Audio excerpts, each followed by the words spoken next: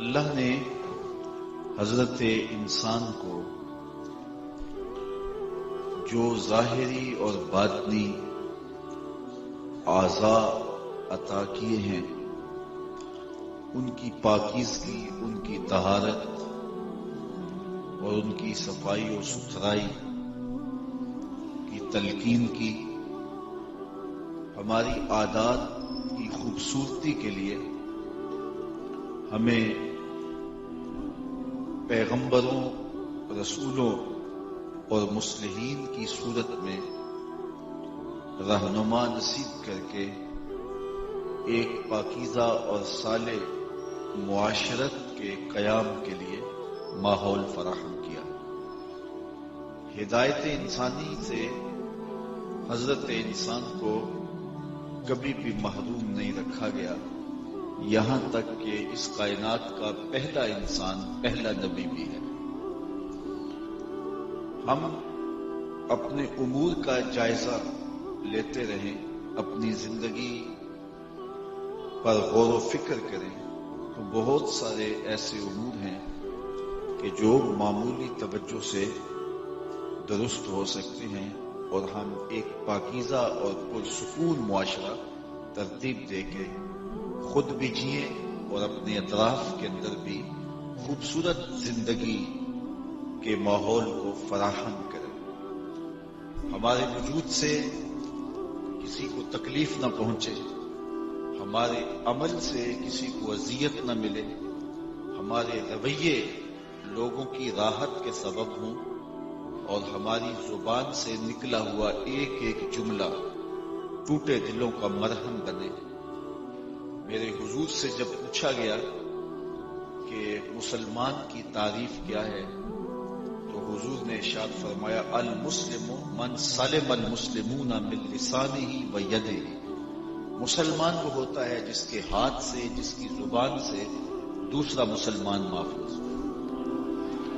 تو ہمارے رویوں میں ایسا جمال ہونا چاہیے، ایسی خوبصورتی ہونی چاہیے کہ ہم لوگوں کے لیے راحت و رحمت کا ذریعہ بنیں۔ ہمارے رویے اور ہمارا طرز زندگی دوسروں کے لیے بڑی آسانیاں تقسیم کرنے والا ہو، تاکہ ہم خود بھی جئیں اور کسی کو بھی جینے کا حق دیں۔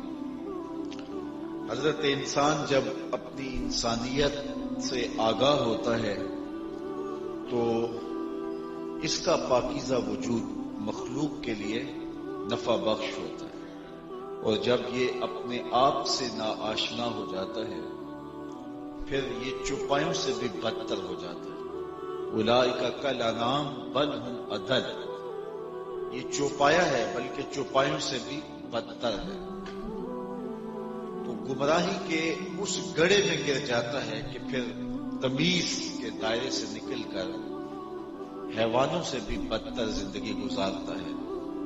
اس کی زندگی میں لہو و لعب، اس کی زندگی میں لوگوں کو اذیت، تکلیف اور آزار دینا، گالی گلوچ، سب و شتم، لوگوں کے حق پامال کرنا، لوگوں کی عزتوں اور آبروؤں پر حملہ آور ہونا، لوگوں کے اموال لوٹنا، لوگوں کی جانوں سے کھیلنا اور لوگوں کی آراز اور عزتوں پر بری نگاہ رکھنا، اس کی زندگی کی یہ ترجیحات بن جاتی ہیں تو پھر یہ اس قابل نہیں رہتا کہ اسے انسان کہا جائے، بلکہ یہ چوپایوں سے بھی بدتر ہوتا ہے۔ اللہ تعالیٰ نے ہر دور میں بگڑی ہوئی امتوں کے لیے، بگڑے ہوئے لوگوں کے لیے رسول بھیجے، پیغمبر بھیجے، پھر ان کے انفاس قدسیہ کی مہک سے، خوشبو سے معاشرے سلجھے، اور جو ایک دوسرے کے گلے کاٹتے تھے اور ایک دوسرے کا خون بہانے میں فخر محسوس کرتے تھے اور ایک دوسرے کی آبروؤں پر حملہ آور ہوتے تھے، وہ آپس میں بھائی بھائی بن گئے۔ قرآن مجید میں اللہ تعالیٰ نے ارشاد فرمایا کہ اس نعمت کو یاد کرو جس نے تمہیں آپس میں بھائی بھائی بنا دیا۔ دشمنان جان ایک دوسرے کے کس طرح محبت کی لڑی میں پروئے گئے۔ میرے اور آپ کے آقا و مولا کا وہ فیضان رحمت اور حضور کی تعلیمات کے برستے دھارے آج بھی امت کے لیے مکمل، کامل اور اکمل رہنما اصول ہیں۔ جہاں کہیں بھی ہم بے ترتیب ہوتے ہیں، ہم جہاں کہیں بھی آوارگی کا شکار ہوتے ہیں، جہاں کہیں بھی ہم اپنے راہ راست سے ہٹتے ہیں، تو حضور کی سیرت ہمیں پکارتی ہے۔ حضور کے فرامین نور ہماری زندگی کی راہیں سیدھی کرتے ہیں، اور ہم ایک صالح قوم کی صورت کے اندر ایک صالح مزاج میں ڈھل جاتے ہیں۔ اس لیے ہمیں ہمیشہ اپنے آقا و مولا کی طرز زندگی کو ہی اختیار کرنا چاہیے، اور ان کی زندگی اپنے لیے خضر راہ بنا کر کے زندگی کے سارے اندھیرے، ساری ظلمتیں ہم کو مٹانی چاہیے۔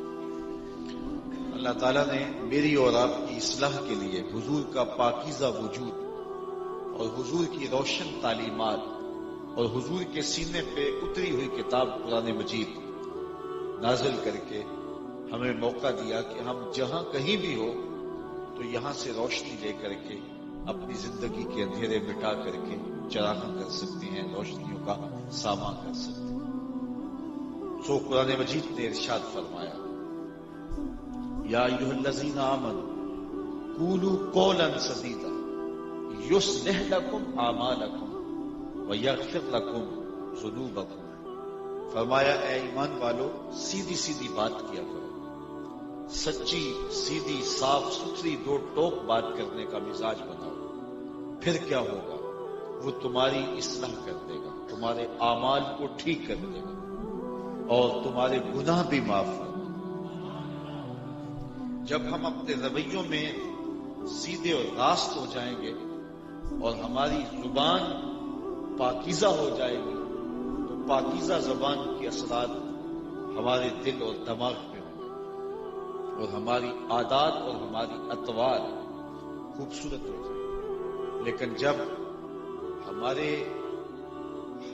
اقوال میں کجی اور کمی اور ٹیڑھا پن ہوگا، تو پھر اس کے اثرات ہمارے قلوب پہ، ہمارے دلوں پہ مرتب ہوں گے، اور ہمارے قلوب اگر سیدھے نہ رہے تو پھر ہمارا کوئی بھی عمل سیدھا نہیں رہے گا۔ اس لیے ہمیں اپنے ظاہر اور باطن کی پاکیزگی اور طہارت اور صفائی اور ستھرائی کی طرف توجہ دینے کی تلقین کی گئی ہے۔ انسان کے جسم میں اللہ نے گوشت کا ایک ٹکڑا رکھا ہے، اس کی اصلاح پورے بدن کی اصلاح قرار پاتی ہے۔ اب اللہ کے محبوب کا فرمان سنیے، حضور نے ارشاد فرمایا، الا ان فی الجسد لمضغہ اذا صلحت صلح الجسد کلہ واذا فسدت فسد الجسد کلہ الا وہی القلب۔ انسان کے جسم میں گوشت کا ایک ٹکڑا ہے، جب وہ صحیح ہو جاتا ہے تو پورا جسم صحیح ہو جاتا ہے، اور جب وہ خراب ہو جاتا ہے تو پورا جسم خراب ہو جاتا ہے۔ پھر فرمایا، سنتے ہو گوشت کے اس ٹکڑے کا نام دل۔ تو دل کی اصلاح پر پورے بدن کی اصلاح موقوف ہے۔ دیکھیے، مرغن غذا پڑی ہے اور میں بھوک کی شدت میں ہوں، آپ نے کہا جناب آئیے، تو میں نے کہا میرا جی نہیں چاہ رہا، تو جی نہیں چاہے گا تو بھوک کے باوجود میرے ہاتھ جنبش میں نہیں آئیں گے اور میں کچھ کھا نہیں پاؤں گا۔ موسم سہانا تھا اور صبح کے خوبصورت اجالے تھے، آپ نے کہا ذرا آؤ ہمارے ساتھ، ذرا ساحل سمندر پہ چلیں اور خوبصورت موسم کا لطف اور حظ اٹھائیں۔ تو میں نے کہا کہ میرا دل نہیں مانتا، تو جی نہیں چاہے گا تو میری ٹانگیں جنبش نہیں کریں گے۔ نظارے جو ہے وہ اتنے دل فریب ہیں کہ آنکھ کھول کر کے دیکھیں تو نہال ہو جائیں۔ غوث قزا کی رنگینیاں اور دھنک کی شوخیاں دل کھینچتی ہیں۔ آپ نے کہا ذرا نظر اٹھا کر تو دیکھیے، میں نے کہا میرا جی نہیں چاہتا، تو جی نہیں چاہے گا تو آنکھیں نہیں کھلیں گی۔ جو بھی ہم اعمال کرتے ہیں ہمارے دل کے تابع ہیں، جو دل چاہے وہی زبان بولتی ہے، جو دل چاہے وہی آنکھ دیکھتی ہے، جو دل چاہے وہی ہاتھ کرتے ہیں، جو دل چاہے وہی ٹانگیں کرتی ہیں۔ تو پورے آزاد دل کے تابع ہیں۔ کتنا اچھا ہو کہ دل حبیب حجازی کے تابع ہو، جو وہ چاہے وہ دل چاہے، جو دل چاہے وہ بدن چاہے، تو زندگی میں جمال پیدا ہو جائے، زندگی میں خوبصورتی پیدا ہو جائے، زندگی میں نور و نکہت کا ماحول پیدا ہو جائے تو اپنے دل کی اصلاح کی کوشش کرو. اب دل کی اصلاح کیسے ہوگی؟ کیونکہ اس کی اصلاح پورے بدن کی اصلاح ہے. اصلاح ایک شخص کی اصلاح سے، فرد کی اصلاح سے ایک گھر کی اصلاح ہوتی ہے، اور گھر کی اصلاح سے ایک محلے کی اصلاح ہوتی ہے، اور محلے کی اصلاح سے ایک شہر صالح ماحول میں چلا جاتا ہے، اور پھر امت اس طرح ایک صالح مزاج میں ڈل جائے گی.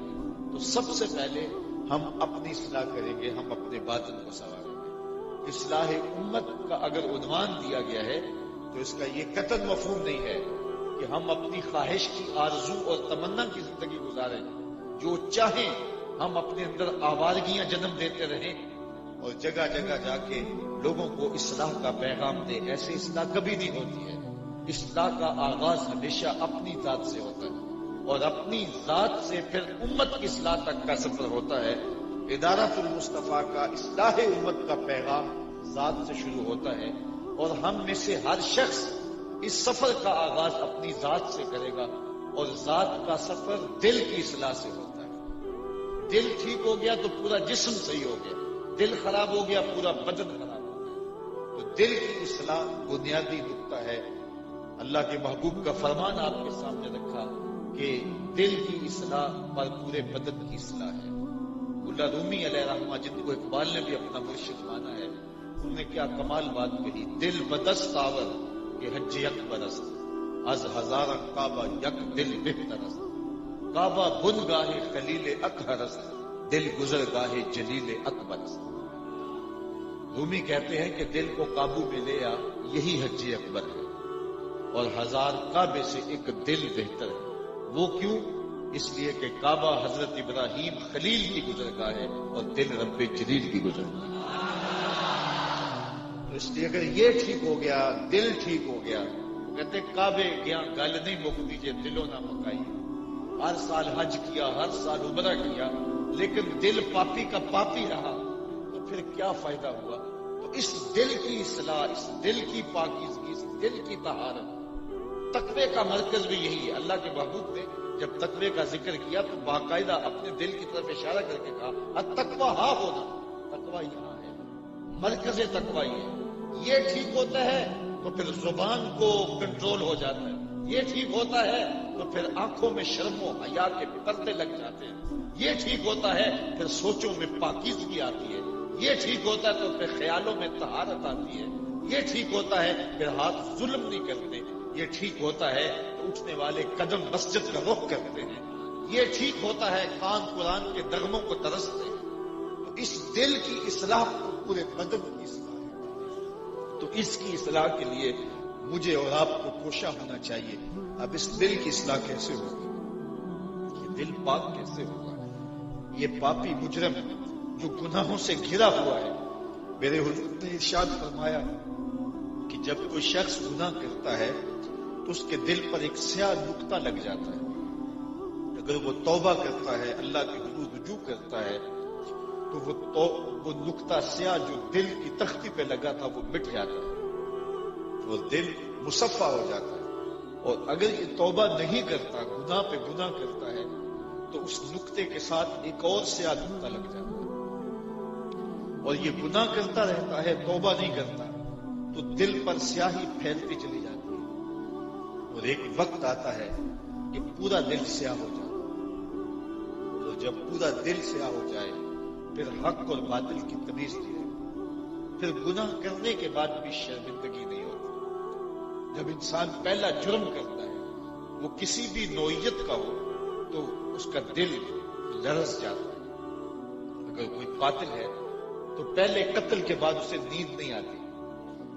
میں نے ایک انسان کی زندگی اجاڑ دی، اس کی روتی سسکتی مائوں سے یاد آتی ہے، اس کے روتے بلکتے بچے اس کی راتوں کو اس کو ڈراتے ہیں کہ میں نے زیادتی کی ہے.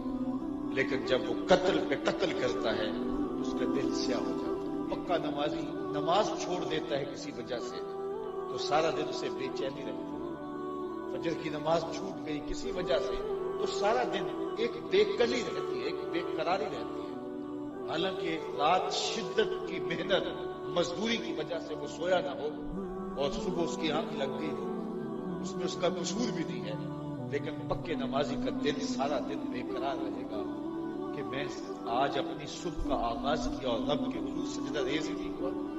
لیکن اگر وہ دوسری نماز بھی چھوڑ دے، تیسری بھی چھوڑ دے، تو ایک وقت آئے گا کہ روز نماز چھوڑتا ہے اس کو کوئی بے چینی نہیں ہوتی. کتنے بے نمازی ہیں جو نماز نہیں پڑھتے، انہیں کوئی بے قراری نہیں ہوتی، وہ چین کی زندگی گزار رہے ہوتے ہیں، وہ قرار کی زندگی گزار رہے ہوتے ہیں، نمازوں پہ نمازیں چھوڑ رہے ہوتے ہیں. کتنے لوگ ہیں جن کی آنکھیں زنا کرتی ہیں، جن کی سوچیں آوارہ ہوتی ہیں، لیکن وہ رات چین کی نیند سو جاتے ہیں، قرار کی نیند سو جاتے ہیں.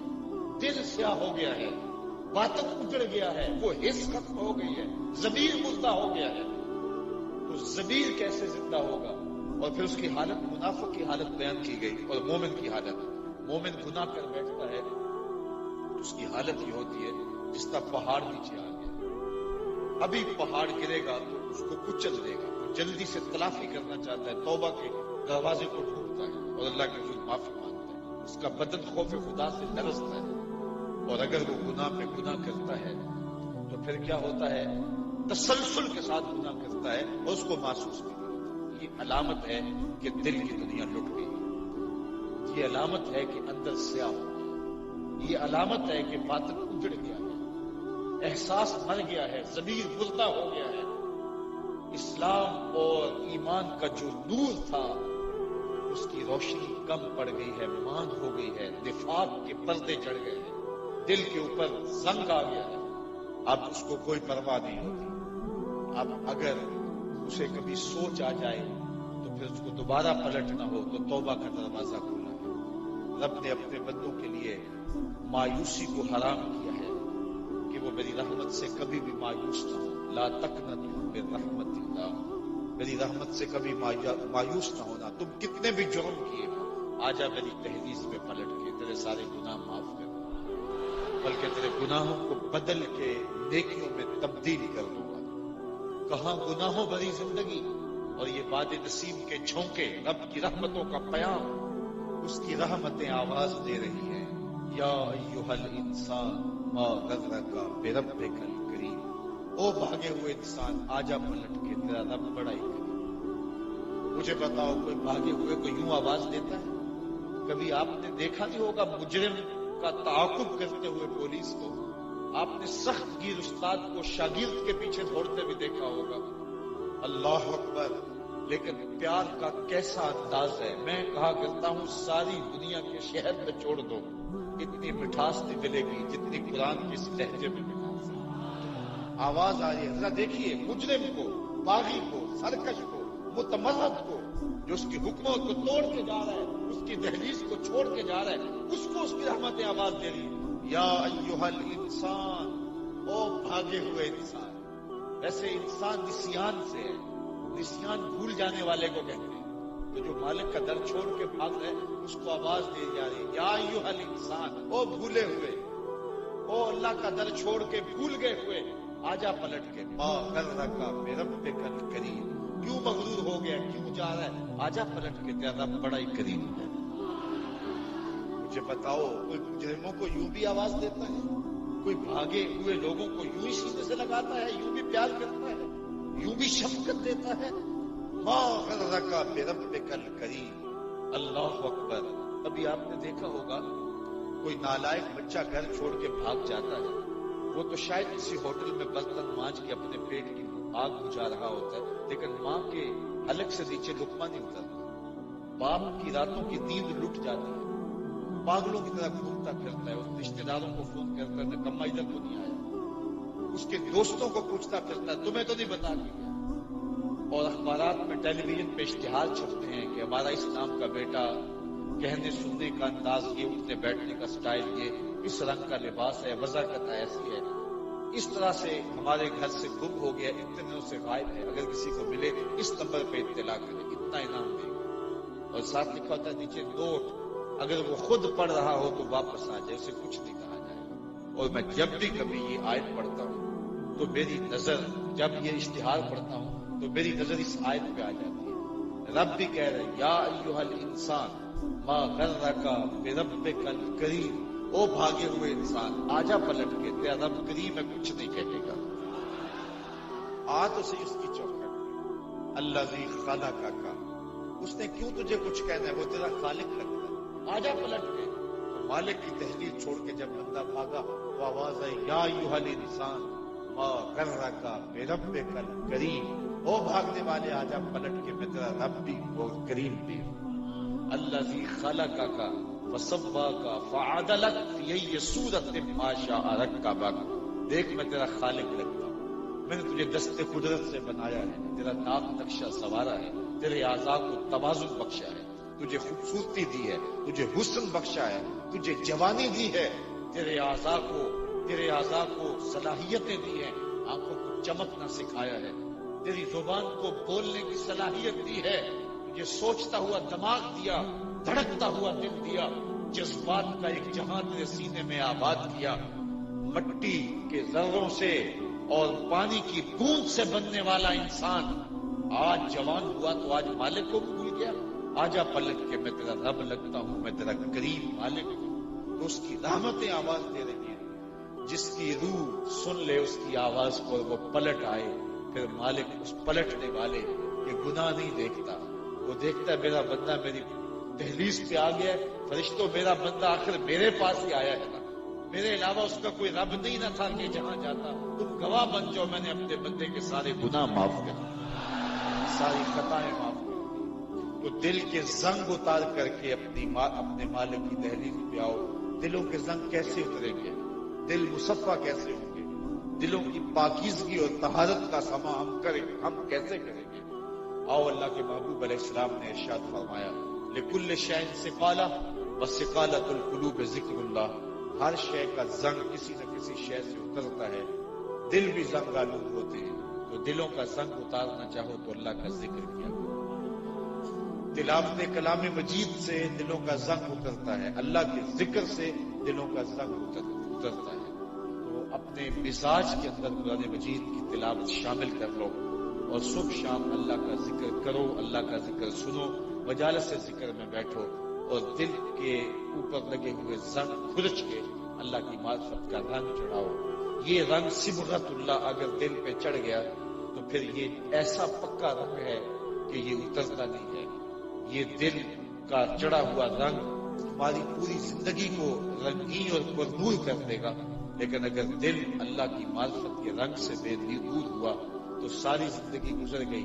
دیکھیے کیا مقصد ہے زندگی کا، جو بندہ اس دنیا پہ آیا اور اس نے مقصد زندگی ہی نہ پایا، بچپن سے لڑکپن سے جوانی، جوانی سے بڑھاپا، بڑھاپے سے موت، آخر کوئی زندگی کا مقصد بھی تو ہے۔ اللہ نے حضرت انسان کو تمام مخلوقات پر فضل و شرف دیا، تو یہ کیا یہ مراحل طے کر کے قبر میں چلا گیا؟ کیا پھر اس نے پایا اس زندگی میں؟ اللہ قرآن مجید میں ارشاد فرماتا ہے جل شانہ کہ من کان فی ھذہ اعمی فہو فی الآخرۃ اعمی واضل سبیلا، جو اس دنیا میں اندھا رہا کل قیامت کے دن بھی نابینا اٹھایا جائے۔ اس سے وہ نابینا مراد نہیں ہے جس کی ظاہری آنکھوں میں نور نہیں ہے، اس سے وہ نابینا مراد ہے جس کا دل میں نہیں ہے، جو دنیا میں آ کر کے مقصد زندگی نہ پا سکے، جو وہی وظیفہ ادا کرتا رہا جو چوپائے اور حشرات الارض ادا کرتے۔ میں کہتا ہوں رزق حلال ہی صحیح، حرام نہ صحیح، حلال ہی صحیح، لیکن یہ کام تو چیوٹی بھی کرتی ہے، صبح اپنی بل سے نکلتی ہے، رزق کماتی ہے، بچوں کو کھلاتی ہے، اور میں برسات کے لیے جمع کرتی ہے، اپنی بل میں لے جاتی ہے، اور یہی کام حضرت انسان بھی کرتا ہو تو پھر یہ اشرف کاہے کا ہے؟ رزق حلال تو چیوٹی بھی کماتی ہے، پرندے بھی اپنی غذا روز پوری کر دیتے ہیں، اگر یہی کام ہو۔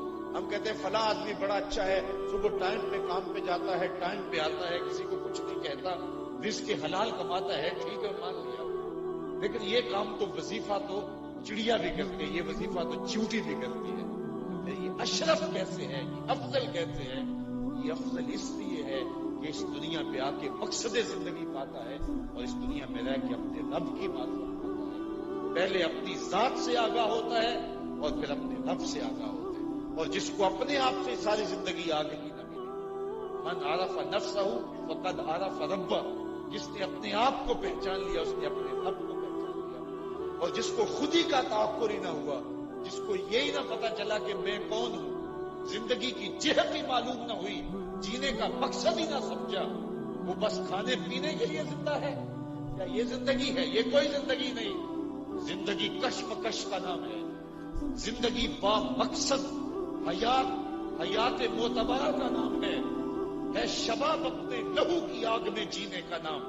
زندگی تو مقصد ہے، زندگی تو بھٹکی ہوئی انسانیت کو راہ حق پہ لانے کا نام ہے، زندگی تو اللہ کے دین کو غالب کرنے کی کوشش کا نام ہے، زندگی تو گمراہیوں میں پھنسے ہوئے لوگوں کو اس گندگی اور غلاظت سے نکال کر کے جادہ مستقیم پہ ڈالنے کا نام ہے۔